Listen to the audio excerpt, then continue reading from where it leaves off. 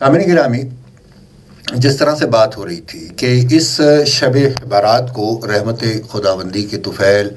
لا تعداد انسان جو ہیں وہ دوزخ سے نجات پاتے ہیں، اور اسی لیے اس رات کو اللہ تعالیٰ غروب آفتاب کے وقت سے ہی اپنی شان کے لائق آسمان دنیا پر نزول فرماتے ہیں، اور قبیلہ بنو کلب کی بکریوں کے بالوں کی تعداد کے برابر یا اس سے بھی زیادہ لوگوں کی مغفرت فرماتے ہیں۔ ام المومنین حضرت عائشہ صدیقہ رضی اللہ تعالیٰ عنہ بیان کرتی ہیں کہ ایک رات میں نے رسول کائنات صلی اللہ علیہ وآلہ وسلم کو خوابگاہ میں نہ پایا تو میں آپ کی تلاش میں نکلی۔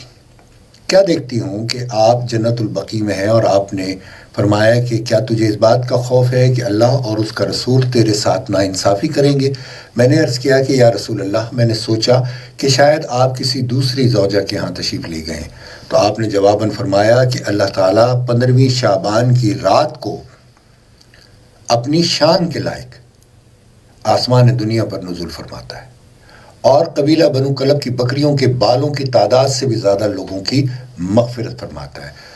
امام ترمذی نے اسے روایت کرنے کے بعد یہ بھی کہا ہے کہ اس باب میں حضرت ابو بکر صدیق رضی اللہ تعالیٰ عنہ سے بھی روایت موجود ہے۔ اب سامعین گرامی،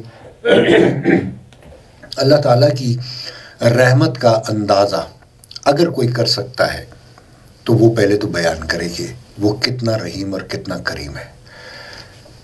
جس نے اس پوری کائنات کو اتنے اعتدال کے ساتھ، اتنے انصاف کے ساتھ اور اتنے توازن کے ساتھ قائم کیا کہ جس میں رتی برابر بھی تبدیلی، کھوٹ، ملاوٹ یا کسی بھی حوالے سے اس پر بحث ممکن نہیں ہے۔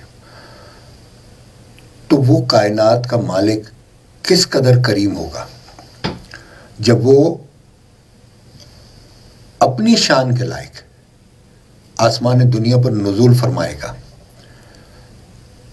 تو وہ اپنی شان کے مطابق کتنے لوگوں کی مغفرت فرمائے گا۔ ہم اس کی شان کا احاطہ نہیں کر سکتے، تو پھر ہم اس کی مغفرت کا بھی اندازہ نہیں کر سکتے۔ امام ترمذی کا قول ہے کہ حضرت ابوبکر صدیق سے مروی حدیث بھی موجود ہے، اور امام بزار اور بہقی نے بھی قابل اعتبار سند کے ساتھ یہی بات کی ہے۔ تو سامعین گرامی، حضرت عائشہ صدیقہ رضی اللہ تعالیٰ عنہ کی حدیث ہے کہ آپ فرماتی ہیں کہ رسول کائنات رات کو اٹھے، نماز ادا فرمائی، اور پھر طویل سجدہ آپ نے فرمایا، یہاں تک کہ مجھے یہ گمان ہوا کہ آپ صلی اللہ علیہ وآلہ وسلم کی روح انوار قبض کر لی گئی، اور جب میں نے دیکھا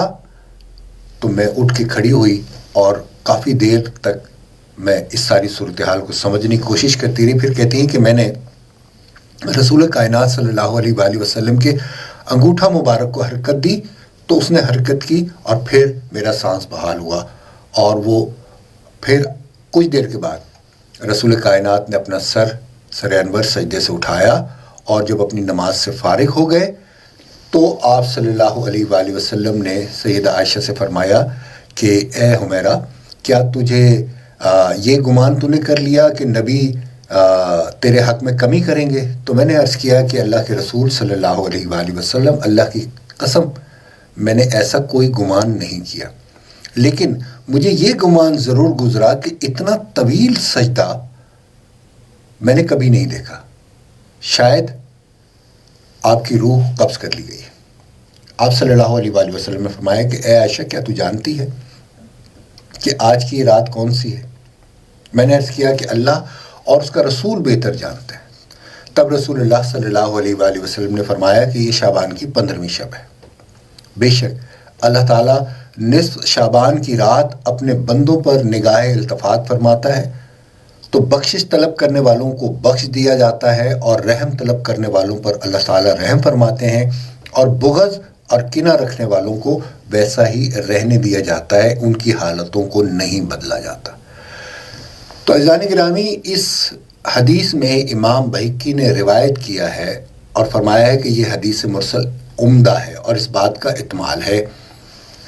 اور انہی احادیث میں سے ایک حدیث حضرت معاذ بن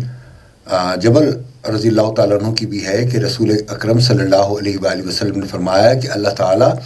نصف شعبان کی رات اپنی تمام مخلوق پر نگاہ التفات فرماتا ہے، اور پھر مشرک کنہ پرور اللہ تعالیٰ کے ساتھ شرک کرنے والوں کے سوا اپنی تمام مخلوق کو بخش دیتا ہے۔ تو سامعین گرامی، حضرت عبداللہ بن عمر رضی اللہ تعالیٰ عنہ کی ایک حدیث بیان کی جاتی ہے کہ جس میں رسول کائنات صلی اللہ علیہ وآلہ وسلم نے فرمایا کہ اللہ تعالیٰ نے شعبان کی 15ویں رات کو اپنی مخلوق کی طرف نظر التفات فرماتا ہے، اور اس رات بھی 2 قسم کے لوگ، جیسے ایک کنہ پرور یعنی کہ کسی کے ساتھ حسد رکھنے والا، کسی کے ساتھ کنہ کرنے والا، اور پھر کسی کو ناحق جان سے مارنے والا، اس کے سوا اللہ تعالیٰ اپنے تمام بندوں کو اس رات کی رحمت سے بخش دیتے ہیں۔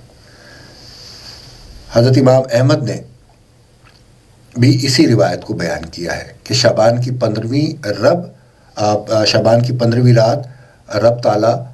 کنہ پرور کے سوا تمام اہل زمین کو بخش دے گا۔ امام بہقی نے روایت کیا، فرماتے ہیں کہ یہ حدیث بہت عمدہ مرسل ہے، اور فرمایا کہ اسی حدیث کو امام طبرانی اور بہقی نے بھی بیان کیا ہے۔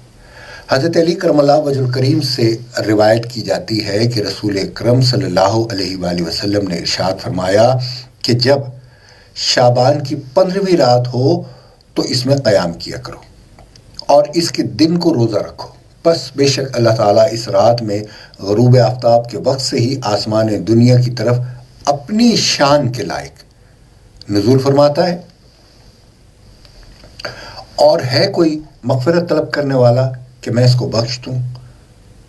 ہے کوئی رزق مانگنے والا کہ میں اس کو رزق عطا کروں، ہے کوئی آزمائش میں مبتلا شخص کہ میں اس کو معاف کر دوں، اور پھر یوں بھی فرماتا رہتا ہے کہ یہ سلسلہ فجر تک جاری رہتا ہے۔ اس حدیث کو امام ابن ماجہ نے بھی روایت کیا ہے۔ ایک چھوٹا سا کمرشل